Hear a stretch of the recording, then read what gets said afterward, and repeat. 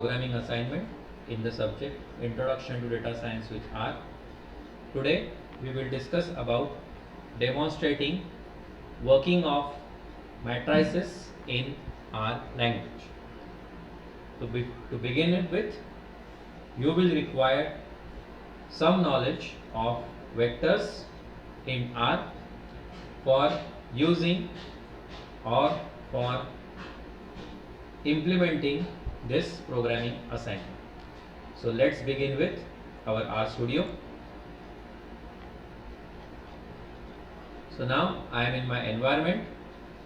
As everybody knows, a matrix is defined as an of order, that is number of rows and number of columns in R language, as we have already seen in previous assignment of data types.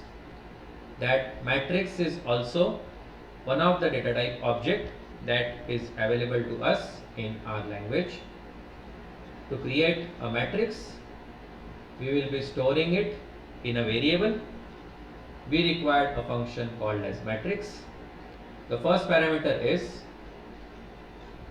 the matrix element. The second parameter is the number of rows. The next parameter is the number of columns. If the number of columns is not mentioned, then it takes by default.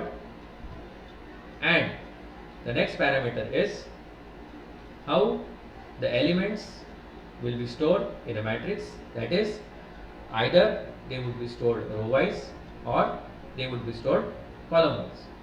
So now let's begin. To demonstrate the working of matrices in R, the first part that we are going to see is how the elements are arranged sequentially in a row. So we will be storing a matrix of order 3 rows and 3 columns, which has values 1, 2, 3, 4, 5, 6, 7, 8, 9 in a variable m. So for that you have a matrix. We have directly used the vector sequential input, that is the numbers will be entered between 1 and 9. The matrix will have 3 rows and the values will be inserted row wise. So if we see the execution, let's run it. So if you see, the first row has elements 1, 2, 3, the second row has elements 4, 5, 6, and the next row has elements 7, 8, 9. So if you want to make a change, let's clear a console. Instead of 1, I put 10. Instead of 9, I put over here 20. Let's see what happens to our matrix. Execute it. See, data length is 11 because starting with 10 we are having 11, so that's why the fourth column is added and the repetition is there. So starting with 10, I clear it. You will be stopping at 19 or you can begin with 11. So now beginning with 11, if you execute it, if you see 11, 12, 13, 14, 15, 16, 17, 18, 19, 20, 11 and 12. Again there is an issue, so I would change it back to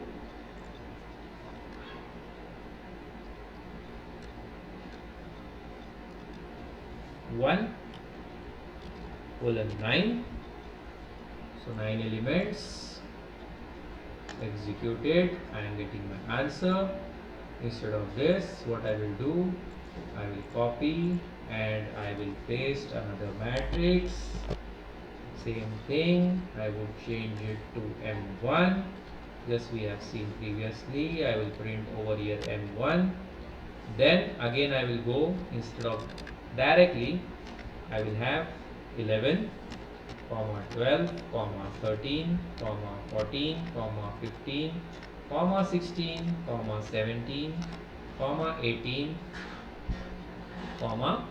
19. So if I check, do I have 9 elements? 1, 2, 3, 4, 5, 6, 7, 8, 9. Now let's see the execution of this. First clear the console. Again check the execution of this. I am getting the answer correct. Okay.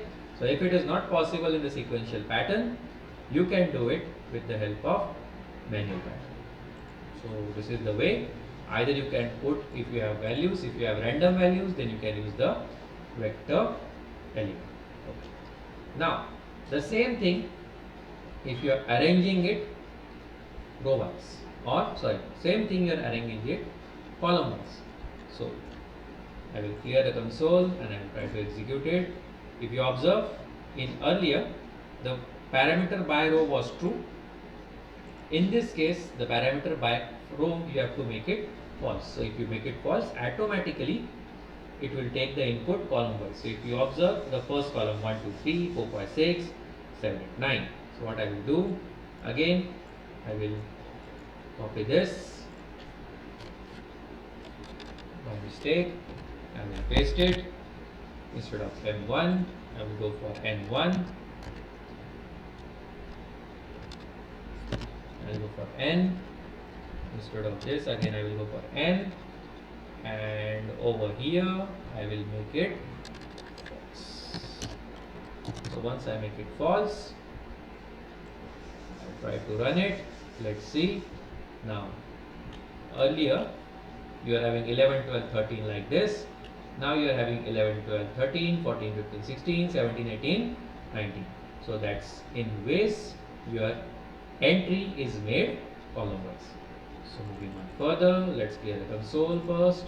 Now, as we have defined the names to the positions of the vectors, now let's define the names to the positions of matrix.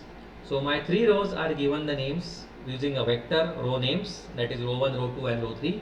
My column names are column 1, column 2 and column 3. So I have a defined new matrix, that is P, that has values 1 to 9, which has 3 rows. I have added one more parameter to give the names, and that is dim names equal to list. The first list is containing row names and the second list is containing column names.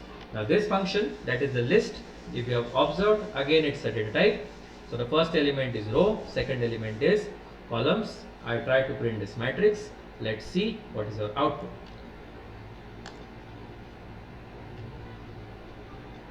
There is an error, object P not found. Reason, our statement contains row name and column names which I have not built. So what I will do, I will clear the console again, and to execute this I will be selecting from this part. So I run it, I get my answer, row 1, row 2, row 3, column 1, column 2 and column 3. The values are inserted row wise as it is by row equal to true. So that is how, instead of using that 1, 2, 3 position, you can give the names row 1, row 2, row 3, column 1, column 2, column 3 to the indices, logical indices which we see in this. The next part is how to access an element in a matrix. So it's simple. If you want to access the element in the third column and first row, you have print the matrix name variable position 1, 3. Similarly, if you want third column second row, then you have 3, 2. So let's see this 2 executed. Clear the console, run. So the first row, third element, the element is 3. Second row, third element, we get 8. Similarly, again clearing the console. If we want to access the second row, the option is 2, and don't give anything, so you will get the entire second row. If you want the third column, so you will get the entire third column. So if you observe, now if you run it, the second row elements are 4, 5, 6, that is there, column 1, column 2, column 3. If you want the column, then execute it. Then you see row 1 the value is 3, row 2 the value is 6 and row 3 the value is 9 for column number 3.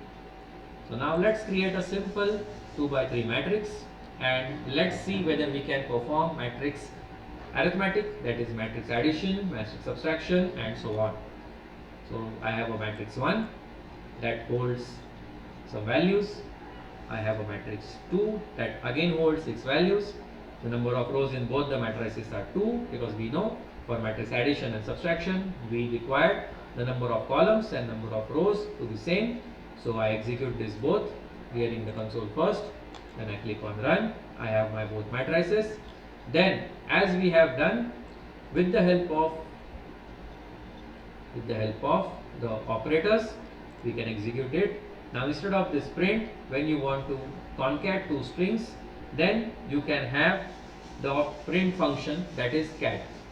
So if I again clear the console, try to execute this, I will get my result of addition. The result of addition is, and if I want the subtraction, then if I execute it, again I get my result of subtraction. So this is it about the matrices in R language. I hope you have understood how to enter values in matrix, how to enter values by row, by column, how to give names to rows and columns, and how to perform the matrix arithmetic. Similarly, as an home assignment point of view, you can try out to find out the different remaining operations, that is converting a matrix into identity matrix, converting a matrix into a transpose of a matrix, finding out the determinant value of a matrix, and all these can be performed using the matrix function and the different operators that are available in this R language. That's all about this programming assignment. If you have any queries, do post in comments. Thank you.